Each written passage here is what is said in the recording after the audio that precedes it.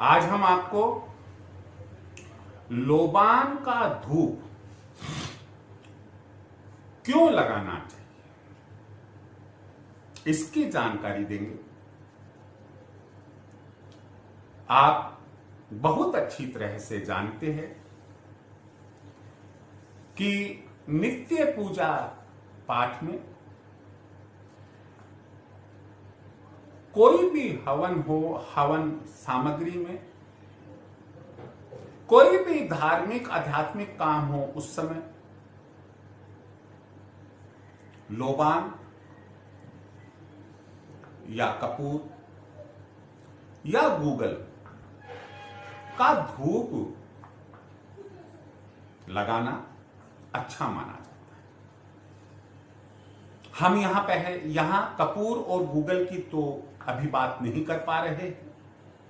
अभी हम आपको लोबान के बारे में बता रहे हैं। पहले तो हम यह स्पष्ट कर लें कि यह लोबान होता क्या है। लोबान एक वृक्ष से, उसके तने से, उसके स्टेम से निकलने वाला रस जो सूखने पर लोबान बन जाता है।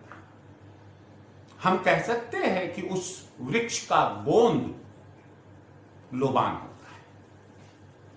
दूसरी बात यह है कि कुछ लोग लोबान को किसी धर्म विशेष से जोड़ देते हैं। मैं आपको यहां कहना चाहूंगा कि प्रकृति ने हमें जो प्लांट्स दिए हैं, प्रकृति हमें सूर्य की रोशनी प्रदान करती है, चंद्रमा से चांदनी देती है। प्रकृति में दुनिया भर की गैसेज, ऑक्सीजन, हाइड्रोजन, हीलियम और ना मालूम कौन कौन सी गैसेज है होती। वो सभी जीव मात्र के लिए एक जैसी होती। तो भला कोई एक पर्टिकुलर प्लांट, कोई एक पर्टिकुलर पेड़, वृक्ष कैसे किसी धर्म विशेष का हो सकता है कि नहीं साहब, ये तो जो गोंद है ये तो पर्टिकुलर उस धर्म के लिए ही है। नहीं, ऐसा कुछ भी नहीं है। इसलिए धर्म के साथ हम लोबान का संबंध ना रखें। मैं आपको लोबान का धूप कब और क्यों देना चाहिए, इसके अलावा लोबान का कुछ प्रयोग भी हम आपको यहां पर बताएंगे। आप उसे खूब अच्छे से सुनिएगा। उसके पहले यही कहना चाहूंगा कि अगर मेरा चैनल सब्सक्राइब नहीं किया है, आप सब्सक्राइब करें, बेल आइकन दबाएं, शेयर करें और वीडियो को पूरा देखें। चलो हम मुद्दे की बात पर आते हैं। लोबान एक ऐसा पवित्र धूप है, एक ऐसी पवित्र सामग्री है कि जिसका धूप घर में लगाने से जो घर की नेगेटिविटी है वो घर के बाहर चल जाए। आप लोबान का धूप कैसे लगाएं? इसके लिए पहली बात, आपके पास में लोबान होना चाहिए। पंसारी की दुकान पर मिल जाता है, किसी भी परचुनी वाले के मिल जाता है। धार्मिक सामग्री जो पूजा आराधना से संबंधित सामग्री रखते हैं उनके यहां मिल जाता है। आप उनसे पहले लोबान ले आइए, उसको थोड़ा वो ठोस आता है, थोड़ा तोड़ लीजिए, पाउडर जैसा बना लीजिए या छोटे छोटे से मूंग के दाने के बराबर टुकड़े कर लीजिएगा उसका। एक कंडा गैस बर्नर पर आप जलाकर तैयार कर ले, या बड़ा कोयला होता है तो आप एक कोयला जलाकर तैयार कर ले। आप उस कंडे या कोयले को जो एकदम से आग से जल चुका है, आप किसी धूपिये में, कोई बड़ा ऐसा बर्तन हो, मिट्टी का पात्र हो या हैंडल वाला कोई हो, उसमें रखे और उसके बाद उसके ऊपर लोबान डालें, फिर उसको पूरे घर के अंदर लोबान लगाएं। आप देखिएगा उसमें से जो सुगंध आती है, उस सुगंध से ही जो वहां रहने वाले सदस्य है, प्राणी मात्र है, जीव मात्र है, वो प्रसन्न हो जाता है। मैं एक बात फिर आपको एक चीज और कहना चाहूंगा, वो यहां पर ये कहना चाहूंगा कि हमारे चारों ओर सराउंडिंग एरिया में दुनिया भर की अच्छी और बुरी आत्माएं घूमती रहती है, हमें दिखाई नहीं देती। जो बुरी हवाएं हैं वो घर में नकारात्मकता लाती है, जो पवित्र हवाएं हैं सकारात्मकता लाती है। लोबान के धूप की जो सुगंध होती है बुरी आत्माओं को अच्छी नहीं लगती। जहां लोबान का धूप लगाया जाता है वहां वो बुरी आत्माएं दूर हो जाती है। जहां बुरी आत्माएं होती है नेगेटिविटी रहती है। बुरी आत्माएं दूर हो गई तो नेगेटिविटी बाहर निकल गई। अच्छी आत्माओं को लोबान की धूप की सुगंध अच्छी लगती है, वे हमारे यहां रहती है, हमारे चारों तरफ रहती है। आप कहोगे साहब दिखाई देती है क्या?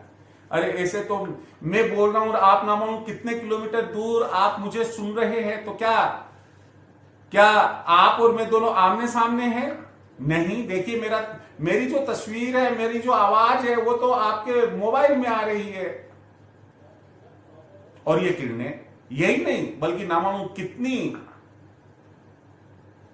किरणें ऐसी होती है जो हमें दिखाई नहीं देती। तो दिखाई नहीं देती है लेकिन वो हमारी मानसिकता पर असर डाले बिना नहीं रहती। अगर घर पर किसी की नजर लग गई है, आप लोबान लगाइएगा, नजर उतर जाती है। अगर आप व्यापारी है, व्यापार पर नजर लग गई है, व्यापार का टर्नओवर कम हो गया है, आमदनी कम हो गई है, ग्राहक कम आने लग गए हैं, आप पूरी मेहनत कर रहे हैं लेकिन आपको लगता है कि धीरे धीरे आपकी गुडविल कम हो रही है, आप व्यापारिक प्रतिष्ठान पर लोबान लगाए, आप औद्योगिक प्रतिष्ठान पर लोबान लगाए। अगर शैक्षणिक कार्यों में लगे हुए कोचिंग इंस्टीट्यूट या स्कूल कॉलेज संचालित करते हैं, आप वहां लगाइए। कुल मिलाकर जहां हमें बरकत चाहिए, जहां हमें पॉजिटिविटी चाहिए, वहां आप लोबान का धूप अवश्य लगाए, नियमित रूप से लगाए, बहुत अच्छा रहेगा। घर में सकारात्मकता रहने से लक्ष्मी का प्रवेश होता है, मां लक्ष्मी का प्रवेश होता है। घर के सदस्य स्वस्थ रहते हैं, बच्चों का पढ़ने लिखने में मन लगता है। घर में जो सदस्य है उनका एक कोऑर्डिनेशन भी बना रहता है, समन्वय बना रहता है, आपसी प्रेम बना रहता है। इसके और उपाय क्या है? आपको ऐसा लगा कि घर पर बहुत तगड़ी नजर लगी हुई है, घर में से बुराइयां बाहर जाने का नाम नहीं ले रही है, मंगलवार को आप मिट्टी का दीपक ले, उस पर अंगारा, वो चाहे कोयले का हो चाहे वो कंडे का हो, रखे और घर के ऐसे स्थान से शुरू करें लोबान लगाना कि पूरे घर में लगाने के बाद आप बाहर चले जाए, बाहर किसी चौराहे पर, तिराहे पर या किसी नाली में उस दीपक को उल्टा पटक कर आ जाए, आकर घर पर हाथ पांव धो ले। आप ये पाएंगे कि 2-4 मंगलवार आप ऐसा करेंगे तो घर में जो नेगेटिविटी थी वो बाहर चले गई। एक उपाय और बताता हूं मैं आपको कि अगर आपको किसी ने कहा कि भाई आपके तो ये बुरे दिन चल रहे हैं। कारण पूछा आपने कि क्या कारण है, कि यार वो आपकी कुंडली में हमने देखा, या बोलते नाम से हमने देखा, जो राहु है वो सही जगह पर नहीं दे रहा है, सही जगह पर नहीं बैठा हुआ है, इसलिए आपको ये सब जो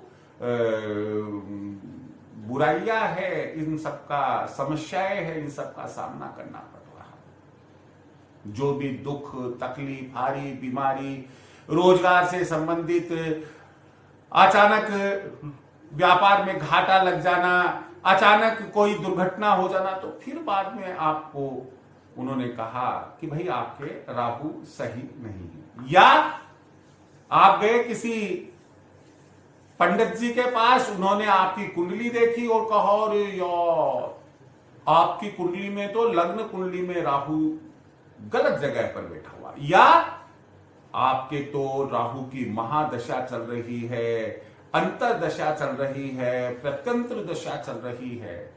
कुल मिलाकर राहु देवता के संबंध में अगर इस प्रकार की कोई बात आपको मालूम पड़ती है, आपको महसूस हो रहा है कि हाँ यार मैं पिछले कुछ महीनों से या कुछ दिनों से या कुछ वर्षों से मैं परेशानियों के दौर से गुजर रहा हूं, मैं बहुत सरल उपाय बताता हूं आपको। और वो सबसे बढ़िया उपाय यह है कि आप लोबान लाकर उसके टुकड़े करके बाथरूम में रख ले, एक डिब्बे में भरकर। नहाने के पहले एक छोटा सा टुकड़ा मूंग के दाने के बराबर आप उसमें से ले, नहाने की बाल्टी में डाले और फिर स्नान करें। बस थोड़े समय में आप ये देखेंगे कि आप के जो हालात है, वो जो बुरे हालात थे वो अच्छे हालात में बदलने लग गए हैं, राहु का असर कम होने लग गया है। तो लोबान का यह भी एक प्रयोग है। लोबान वैसे और कई चीजों में भी काम आता है, लेकिन हम यहाँ उनकी जानकारी यानी कि इत्र वगैरह में काम में लेना या और कोई बात है वो उनकी भी जानकारी नहीं देना चाहेंगे यहाँ पर।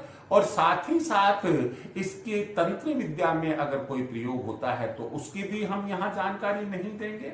हम केवल और केवल हम दैनिक जीवन में सुखी, स्वस्थ, निरोगी और धन धान्य से पूर्ण कैसे बन सकते हैं, हम ऐसी स्थिति में कैसे आ सकते हैं कि किसी को छोटी मोटी दान दक्षिणा भी दे सके, किसी की मदद भी कर सके, बस इसी तक मेरा नजरिया है कि मैं आपको इसी प्रकार की अच्छी अच्छी जानकारी ज्योतिष, वास्तु और नित्य कर्मों के संबंध में देता रहूं।